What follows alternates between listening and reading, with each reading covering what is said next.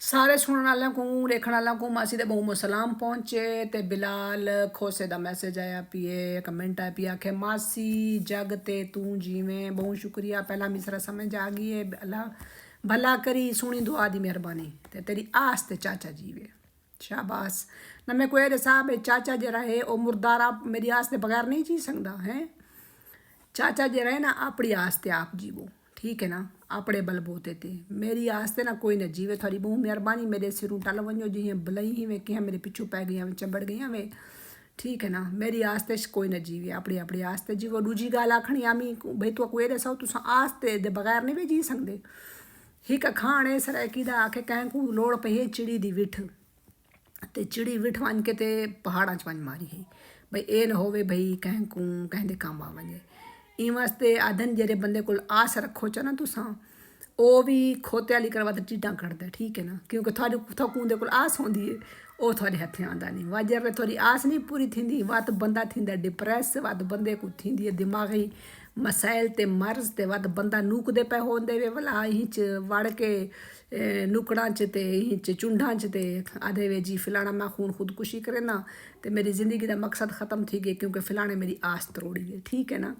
फिलाना मेरा नहीं बना इन वास्ते आस उम्मीद जी है ना सवाए अल्लाह दे कहीं ते नहीं रखींदी माँ प्यू ते भी अदन आस उम्मीद नहीं रखींदी अल्लाह दे अलावा आस उम्मीद जी होंदी ना वो अपने को रखींदी है अल्लाह दे अलावा कहती अगर कोई थोड़ी मदद कर सकता ना तो तुस आप ही भी कोई नहीं करता तो मेरा स्पेशल जरा ना थकूँ ए समझ गिनो भाई मेरी दरख्वास्त है या रिक्वेस्ट है थोड़े को कि मेहरबानी करके लोगों को आस उम्मीदा न रखिया करो अपनी आस उम्मीदा के तो टुंडे ही वे कई बूटे ही वे कई के थोकू मसला जो तुस अपने अपने आदन पैरों ते आप नहीं वे खड़ो सकते ठीक है ना अपने कैरियर ते आस लई करो अल्लाह ते आस लई करो ते अपनी मेहनत ते आस लई करो ठीक है ना बंदा तो जरा आस लेंदा ना वत उनकी जरले आस टुटदी है ना तो वत हर शे बाउंदा उनकी बेड़ी बुड़ वेंदी है ठीक है ना जब बेड़ी बोड़ नहीं हो ना अपनी तो बंदा ते आस रखे चा ठीक है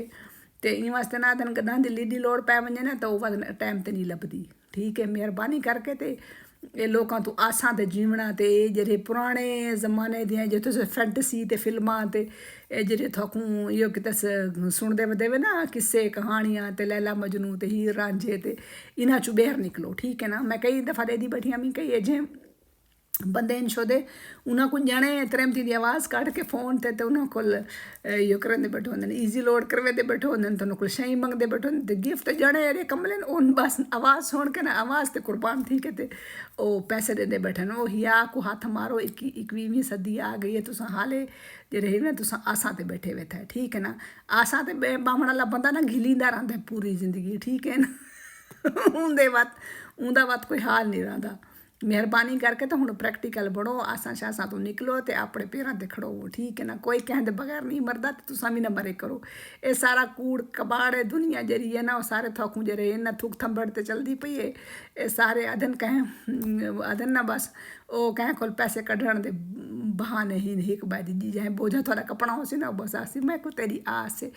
आस उनको दे जे को थोड़े कोल कोई तम्मा होवे ठीक है ना ते तम्मे दे बगैर कोई आस नहीं होती लिहाजा तम्मे तू होशियार थी के जी वो माँ प्यो दे अलावा अचानक कोई काम नहीं भी आंदा टाइम ते अल्लाह ते आस रखो ते अपनी मेहनत ते आस रखो बहुत शुक्रिया।